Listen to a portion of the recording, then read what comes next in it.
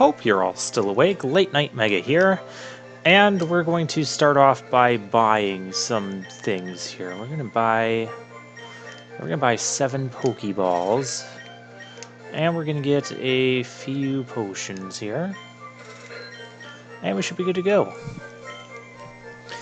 I usually don't buy potions, even in this game, but I've already used the ones that I have. I did have to use one off camera while I was grinding. Speaking of grinding, here's my Pokemon. I did decide to train up the Rattata along with the Sparrow and Bulbasaur. I have a reason for that. It won't be around super long, but it's gonna be here for now. So let's go through the Viridian Forest, because there's some trainers this way I want to deal with. Actually, we didn't really do much of anything in here other than get our capture. I did look up the move pool for Beedrill, and it would learn Fury Attack upon evolving into Beedrill at level 10. The problem is Fury Attack only has 85% accuracy. Oh, we learned Quick Attack here as well. It's only base 85% accuracy, and it's really low power, but it hits like 2 to 5 times. It's not consistent, it's not good, so I'm not going to use it. And then Beedrill's next offensive move after that comes at level 20 with Twin Needle. If I had Poison Stings, I would at least use Beedrill for a little while, but since we caught it as a Kakuna, no. Just no. I do want to get a few more levels in the forest here, which I should, so... Oh, we just got one right now with Rattata. So if we go over this way, we get items. A Pokeball. We're going to need those. Yeah, I almost ran out of Pokeballs last time. I was doing a lot of things causing really close calls that I just shouldn't have been. You may as well use Quick Attack with Rattata because it has 100% accuracy and it has priority. So that means the speed drops that Caterpie is doing are completely meaningless. You know what else I forgot to grab before turning on my recorder here is my notebook on, the Pokemon Nuzlocke history that I have. But I do remember the next part of this history. And the third game that I attempted to Nuzlocke was Pokemon Black. And I actually got a very long ways in this. In fact, I beat all of the gym leaders, got all 8 badges. And it was the route after that. I didn't get to Victory Road, but the rival battle there against Charon, just before Victory Road, I ended up losing 2 Pokemon in that one battle. And then I ended up just, losing more Pokemon as... Yeah. That almost happened to me last time. Ooh, Metapod. Metapods are worth 50 experience, so I do like fighting them. However, they will just sit there and use Harden. Fortunately, Sparrow here... Another nice thing about Sparrow is its Keen-Eye ability. It means its accuracy can't be dropped, which is useful against things like the Pidgeys that want to use Sand Attack. So, yeah. I'm happy to have it aboard. Anyways, my Black Nuzlocke. I started with Tepig there. And, yeah, and then I just started, losing Pokemon, whether it's wild battles trying to train them up in that area right before Victory Road, or in trainer battles, I just kept losing it. And then, yeah, my whole team died, and then it was game over. So it's kind of a sad way to go out after I had done so well up until that point. I only had about a handful of deaths, too, until, that spot. Oh, it's time for trainer battles. So this guy is going to explain how... he's not going to explain how trainer battles work. Basically, if you end up in the line of sight of a trainer, you will have to battle them. This is Bug Catcher Rick. Most of these guys are going to be Bug Catchers. Weedle. Now, one thing I'm happy about having Bulbasaur is that Bulbasaur, being a poison type, he can't become poisoned, so I don't have to worry about poison sting shenanigans causing poison. Poison Sting, yeah. I believe Poison Sting in this game has a 30% chance of causing poison. So yeah, you will want to be mindful of that. We're going to Leech Seed this guy because Bulbasaur is not very quick at killing anything. But that provides some recovery as well. So yeah, this is a nice strategy for early game Bulbasaurs. And we'll show his tackle attack. Yeah, Bulbasaur, the tackle attack only has 95% accuracy, and it has the same power as quick attack, so once your Rattata gets quick attack, just use that all the time. It has plenty of PP as well.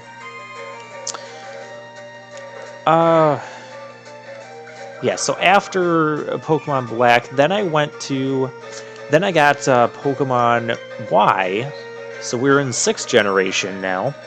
And I actually had 3 Nuzlocke attempts back to back on this game.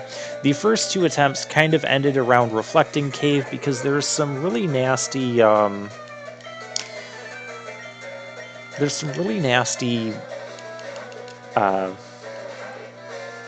Wobbuffets in there that have the Shadow Tag ability, which says you can't run away, and you can't, and it has, you know, counter and mirror coat and high HP, so it was like killing multiple of my Pokemon, and so my first 2 attempts, I just kind of gave up around there. Oh. Nice shot, Sparrow. Yeah, Sparrow's gonna tear through this forest.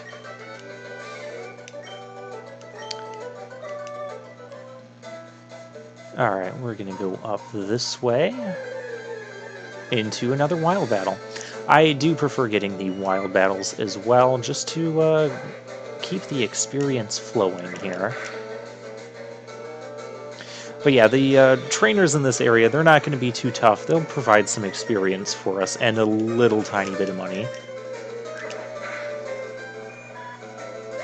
But yeah, every bit kind of helps in the early game just because you do have some level grinding to do in the early game. Yeah, once trainer sees you like that, you get the pop-up. You can't jam out, as Bugcatcher Doug says. Oh, it's another Weedle. Well, we know how to deal with that. I mean, I could also go into Spearow and probably one-shot the thing, but I don't want to mess around with poison.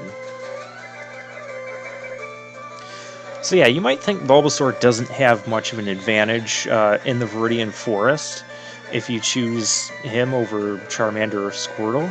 Charmander will completely tear through this place with Ember, but Bulbasaur being Poison-type actually does help out here against these Weedles. And they're not going to have super effective attacks against you because Poison resists Poison, so that kind of neutralizes Grass's weakness to Poison. And I don't care how many string shots this thing does.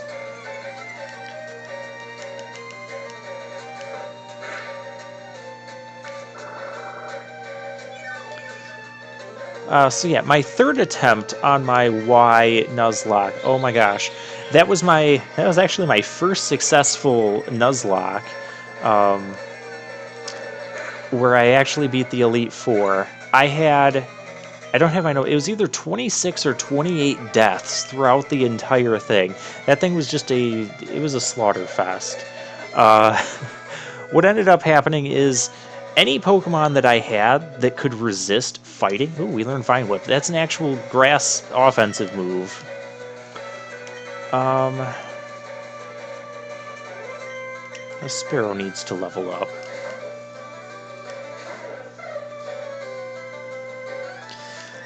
So anything I had that had a resistance to fighting, it didn't matter if it was a fairy type, a poison type, a flying type, you know, whatever. They all died. Anything that resisted fighting died. And most of the time they were dying to fighting types. Whether it was a critical hit or the fighting type had some coverage move like Rock Slide or whatever. It was just ridiculous. So my final team, I ended up, usually in Nuzlocke, I like to go with 5 Pokemon. Gives me some diversity, but I just feel with 6 Pokemon, I end up having to do like a lot of wild battle level grinding. Oh, Sparrow leveled up. That's cool. And I don't really care to... when I play RPGs, I want to do as little level grinding as possible. And I know given the nature of the Nuzlocke, especially when your Pokemon are dying, that you're going to have to spend some time leveling up and grinding again. And, you know, that's just kind of a... it's something I have to deal with, but... you know, overall, I do enjoy the Nuzlocke experience over any other way that I've played Pokemon in the past. You know, when I was just playing through the games normally as a kid, you know, that was fine. But nowadays, you know, I need more of a challenge, so Nuzlocking is the way to go. Alright, we'll use Quick Attack to make those string shots completely useless.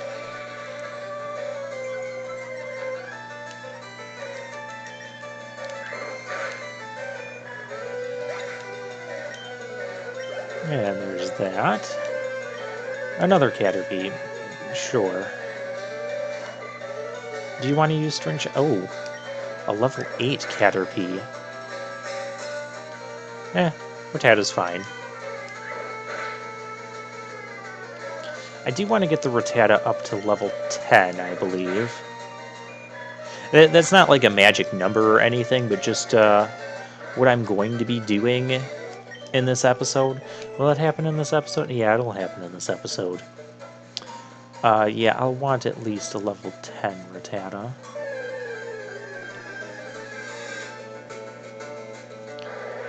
Oh, Kakuna. Now, we're actually going to switch in Sparrow here.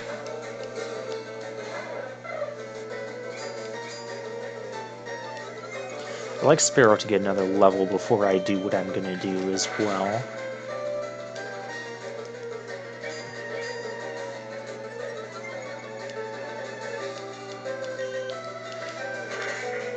So yeah, my final team in Pokemon Y, the Nuzlocke that was successful, ended up being Poliwrath, Dunsparce, I'm not kidding, Dunsparce, Stunfisk, and I had a Ferrothorn, which died during the Elite Four battles. Those were the 4 Pokemon I took into the Elite Four. Only Ferrothorn died.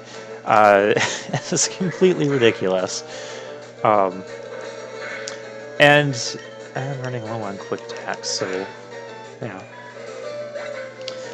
And so the thing about Dunsparce in that game, I caught it early on, and I'm like, okay, well, I guess I'll use this for now, because I've never used a Dunsparce. Did you know that Pokemon evolve? No, I didn't. I don't remember a trainer being here either. Yeah, whatever. Oh, it's a Metapod. Now, typically, a wild Metapod, if it was level 7, would give you 70 experience. However, trainer Pokemon give you more experience than wild Pokemon. So, yeah, it's always nice to battle trainers and get experience that way. This will probably be a 3-hit kill since Harden is boosting its defense. That's fine. And Rattata will probably get a level off of this, so then I can just focus on leveling up Sparrow once more.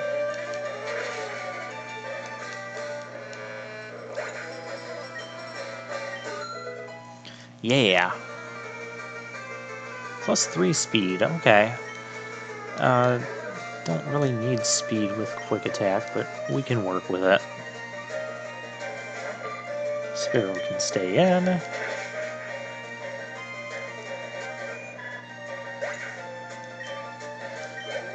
So yeah, the Dunsparce, I caught it early, and I'm like, okay, well, I'll just use this for now, because I didn't really have a good 5th Pokemon. And then I caught something else I wanted to use, so I put the Dunsparce in the PC. Then, like, the next route or next area later, I had a Pokemon or 2 die, and then I go back to my PC and I'm like, okay, well, what can I take out? Well, I'll take out Dunsparce, because it was working well before I boxed it, and then I catch something else on a new route, and I'm like, okay, well, I'll box Dunsparce again, and because I need to make room for it, and then something else would die, And then I bring Dunsparce back. Dunsparce was like the only thing that was consistently not dying. It had a couple close encounters, but dang, that thing just did not die. And I caught Stunfisk later on as well. So, yeah, at some point I decided, you know what, this Dunsparce, it's the only thing on my team that's not dying, so I'm just going to keep it on my team. And it worked out really well, much to my surprise. That's what I love about Nuzlocke. You find Pokemon like that you know, you haven't really used before or weren't expecting to be good, and then they perform great. And it was wonderful.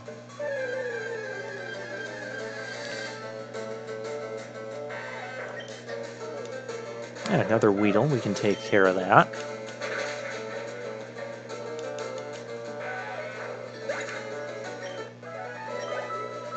You know, after all of the failures that I had in the previous episode, like almost running out of Pokeballs and things of that nature, I did buy a few antidotes off camera, and I didn't want you to see that on camera because I wanted to be like, oh no, I'm poisoned and whatever will I do? Because poison in this generation will damage you outside of battle and can actually kill Pokemon. And it can be a long way to get back to the Poke Center to heal up if you don't have an antidote. And so yeah, I wanted you guys to think that I was like massively screwing up again, but no, I wasn't. But at this point, I think it's safe to say that I'm not going to get anything poisoned here. It's not with the strategies we've been going with.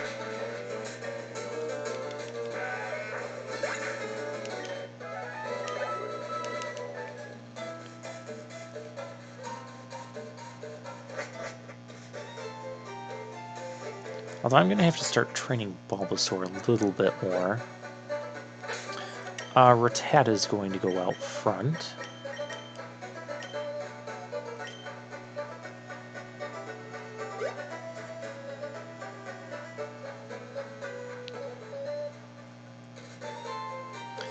Yeah, so for the rest of my Nuzlocking history, we're going to have to wait until the next episode when I grab my notebook again. I'm not going to go get it right now.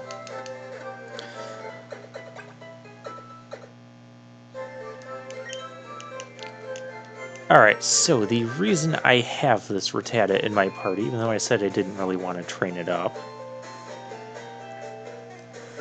is because if we head west over here to Route 22,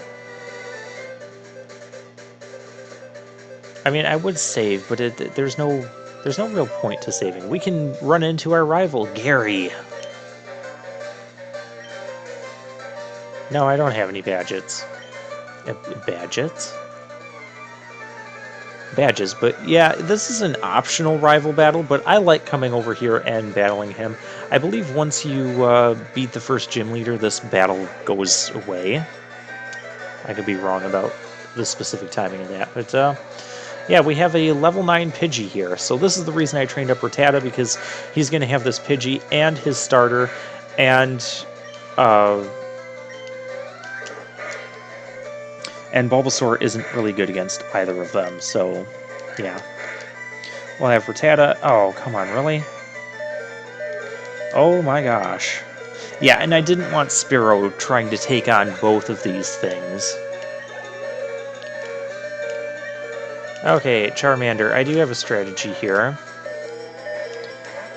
Yes, I know what I'm doing, don't worry. Ember should not be able to one-shot this Bulbasaur. And put Vine Whip up there. We're going to get a Leaf Screw. It's not even going to go for Ember. Which that works too. So he'll be seated. And now we can start some recovery here. And we'll go into Spearow. Because I still don't want to sit there and tank Embers. Why doesn't he want to use Ember? That works for me as well. So yeah, we get a little bit of health back. It's helpful in some of these early battles. Where you can't just, you know, one-shot everything.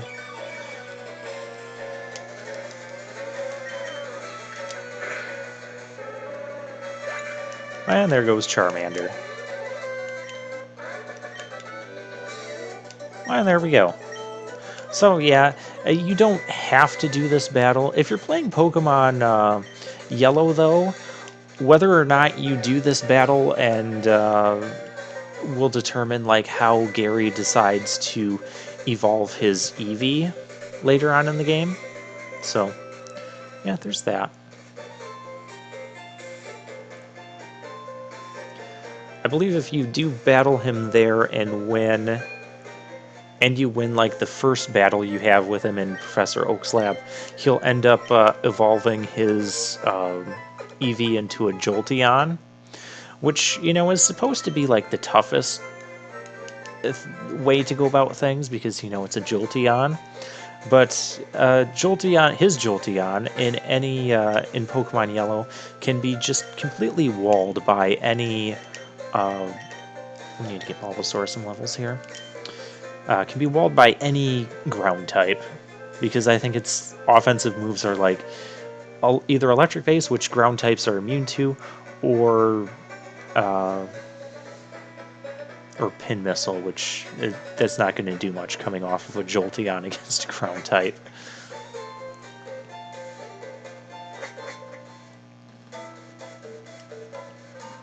I did do a Nuzlocke of Yellow at some point in history. It was not after the Pokemon Y. Oh, hey, a Pikachu. If you would have been my first capture, we could have used you. Vine Whip. Thundershock. Grass resists electric, so that's nice. Just... Really? I'm not going to go through here with Paralyzed Bulbasaur. Growl, lowering my attack doesn't matter because grass types in this generation, well, in this generation, all grass type attacks are special attacks. This is where I like, personally, my favorite generations are Gen 4 and 5. I especially like the physical special split of Gen 4, where, you know, in generations 1, 2, and 3, which this falls under generation 3, it came out in the same group of games as Ruby, Sapphire, Emerald, so they all have the same mechanics and the same, you know, number of total overall Pokemon. But so Gen 3 mechanics and prior, basically different types of attacks would always be special attacks or always be physical attacks. For instance, every grass type attack will be a special attack. Now, in generations 4 and onward, they changed that so that there's now physical attacks that are grass attacks and special attacks that are grass attacks. And that split, it hurt a couple of Pokemon in different ways, but it overall across the board it helped a lot of Pokemon and helped the game overall, in my opinion. I really like that change. That's got to be one of my favorite mechanical changes to the Pokemon games over the years. We'll just tackle this thing because Bug does resist grass.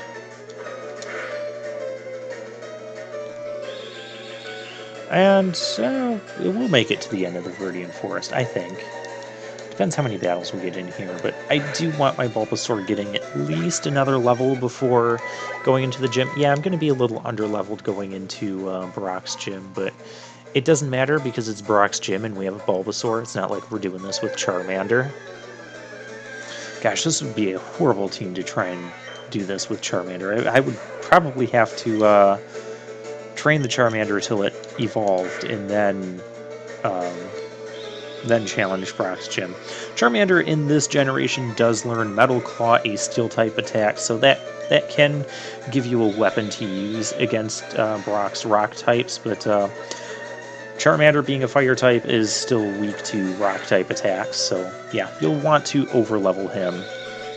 I do have a print off of basically just level benchmarks in the Pokemon games, basically like the top level of each gym leader, and I try to keep my team leveled roughly to that. I don't want to go into I don't intentionally go into a gym that like having my whole team like 7 levels over leveled because I was grinding in the wild Pokemon for hours. No, I try to keep it like right around the level of the gym leaders, maybe 1 or 2 above. Same with the Elite Four. And also, it's a Nuzlocke. It's supposed to be challenging, so if I just over-level myself that much, I'm kind of taking some of the challenge run out of it, in my opinion. Again, that's another one of those minor rules you can implement when you play a Nuzlocke. I sped through that a little quickly. Okay, I'm trying to get to the end here. And we've got one more trainer to fight, and this trainer, he can be a doozy. Oh, a Kakuna. Because I don't want to be doing this all day, let's switch to Sparrow and hit him with a super effective peck.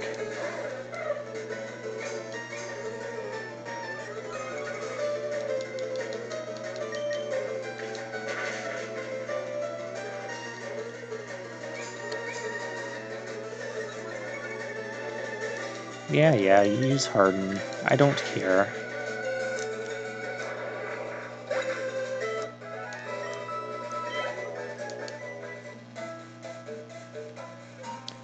Yeah, my other Pokemon I'm not going to be able to use in the in Brock's gym. Now, if you're playing, well, whether you're playing like Pokemon Yellow, not necessarily Red or Blue, but oh, we want to. I'm going to do this because I don't trust this. This guy, I believe, does he have a Beedrill or does he have a Butterfree? I thought he had a Butterfree. No, he has a Weed. You're supposed to have an evolved Pokemon. Whatever. Maybe that's in, like, Red, Blue, Yellow. He has a Beedrill or something. Okay. Well, that was anticlimactic. Put Bulbasaur up front. I'm probably not going to use the Rattata much anymore, but I might keep it around just to help catch some Pokemon for a little while. Do any of you guys give me items? You're not going to give me items, are you? Yeah, I know the evolution cancel technique. I generally don't want to use it. And this is still Route 2, so I cannot get a capture here. But I can kill this thing. And we can use Vine Whip. Oh, you didn't even one-shot that, Bulbasaur? Come on, man.